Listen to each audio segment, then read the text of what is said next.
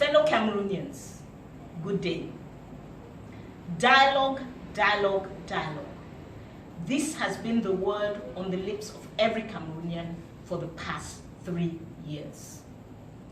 On the 10th of September this year, President Paul Biya finally summoned us to this dialogue. Today, 30th of September, the dialogue has begun. We, Stand Up for Cameroon, are not participating in the dialogue. Why would we refuse to go to a dialogue when we have been asking for that, we have been demanding that, we have been protesting for dialogue? We are not at the dialogue today in the name of the over 2,000 Cameroonians who have died in the last 3 years.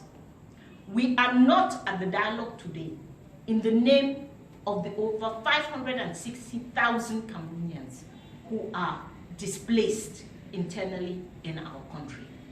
We are not at the dialogue today in the name of the 50,000 refugees in Nigeria. We are not at the dialogue today because of the 600,000 children whose future has been compromised due to the disturbance in the school systems. Any dialogue we should have as Cameroonians, any expenditure of taxpayers' money should be to find solutions for these people, for the displaced, for the children, for the victims of this crisis. So, how can we go to a dialogue when the content of what we are going to be discussing, Mr. Biya said it in his speech, is confined to the current constitutional framework of Cameroon, meaning that we cannot discuss the form of the state. But the form of the state is why Cameroonians have been killing each other for the last 3 years. How can we go to a dialogue to discuss when those who started this crisis by their non-violent movement are sitting in jail? Mancho BBC, Galim Felix, Chi Conrad, Terence Penn, and hundreds of others were those who came out without violence, without a single gun, without committing any act of violence against anybody. They came out and said, there is a problem. These people are sitting in Kondengi, in jail.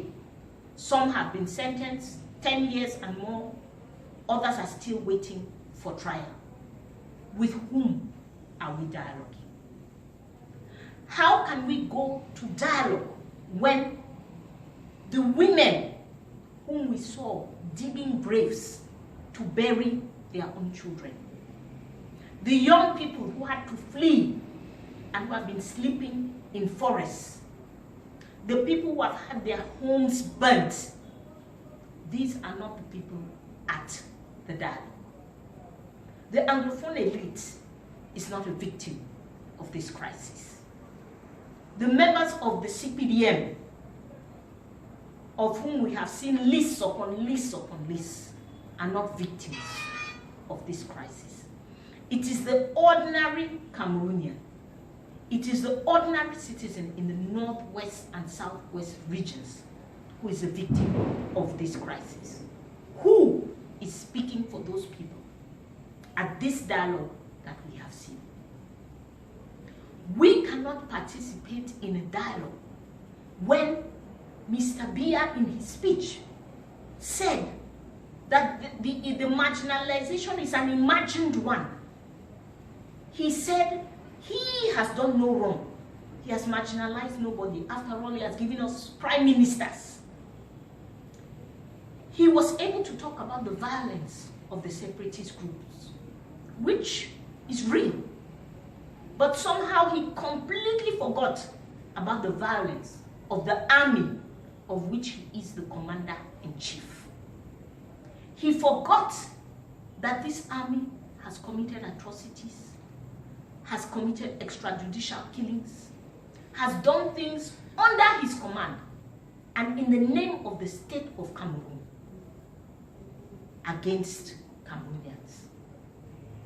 How do we go to a dialogue when the mindset of the state is that they have done no wrong and they are the end all and be all of everything? The proof is in that Mr. Biya decided alone the date of the dialogue, what we will talk about, whom we will talk to, and what the conclusions are going to be. We say this is not a dialogue. We cannot see ourselves finally participating in the dialogue when we have no guarantee, not a single guarantee, not a single mention of how the decisions taken during the dialogue will be implemented on the field.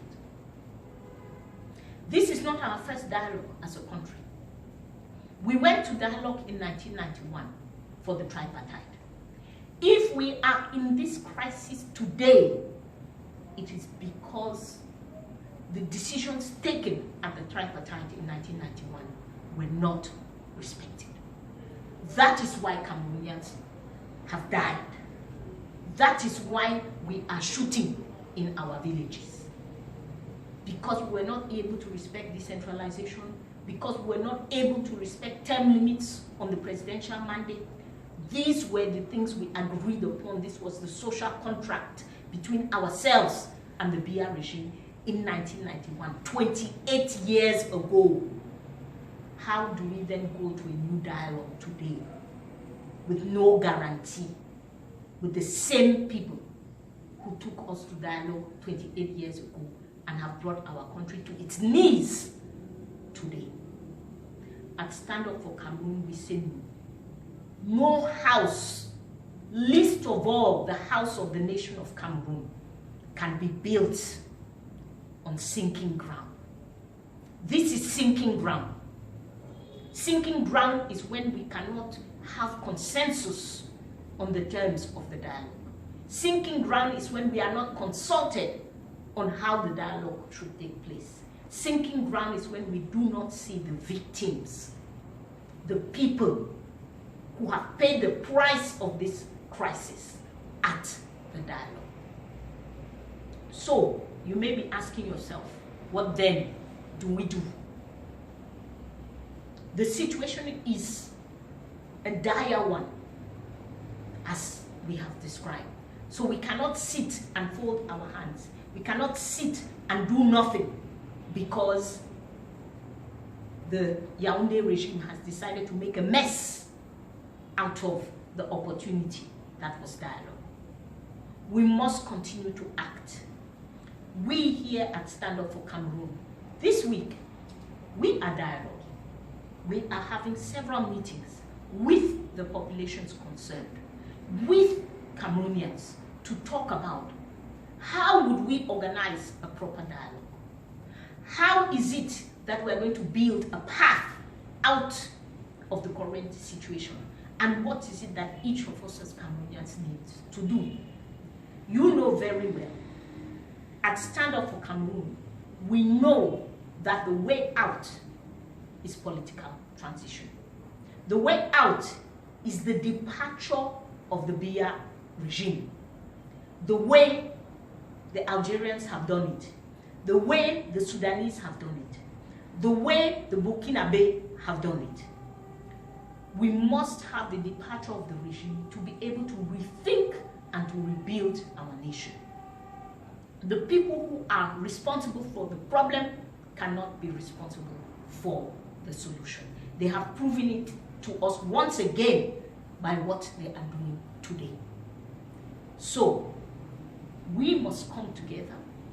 We must train ourselves, inform ourselves, organize ourselves to be able to carry out non-violent action. The price for violence is too high. We have seen it in the last 3 years.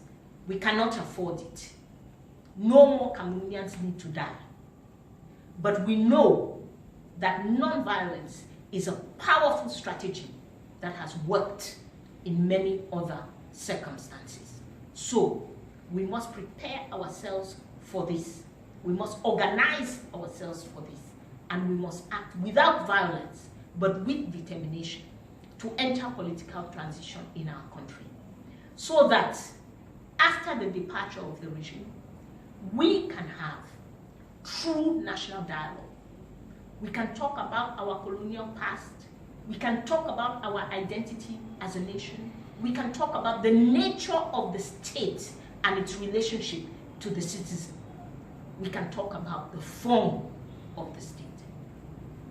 We must talk about our institutions, reforming them so that we can have a just and free society.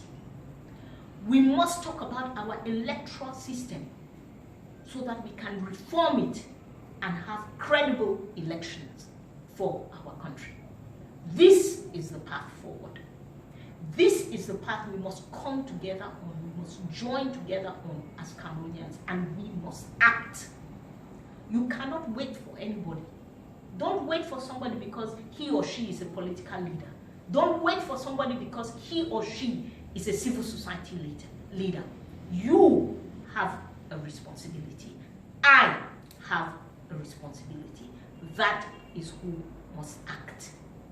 So, we ask you as Cameroonians, do not be disheartened. Do not be discouraged. What has happened at the start of this dialogue shows us that we can rely only on ourselves. We must come together. We must decide to rebuild the foundation of our country. We must decide to act to build a new and a better Cameroon.